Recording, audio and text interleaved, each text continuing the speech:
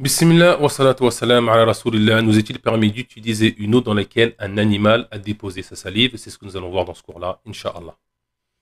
فتعالى الله الملك الحق ولا تعجل بالقرآن من قبل أن يقضى إليك وحيه وقل رب زدني علما.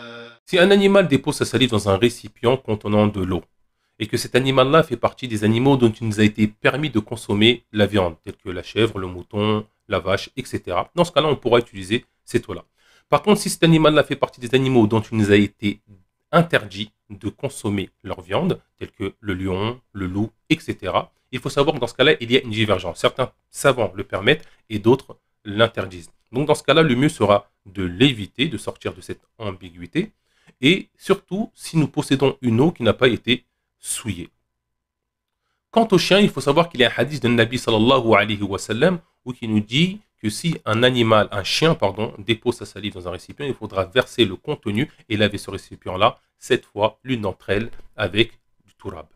Quant au chat, il faut savoir que le prophète nous a rapporté dans un hadith que le chat n'est pas impur, donc on pourra consommer ou bien utiliser cette eau-là dans notre purification.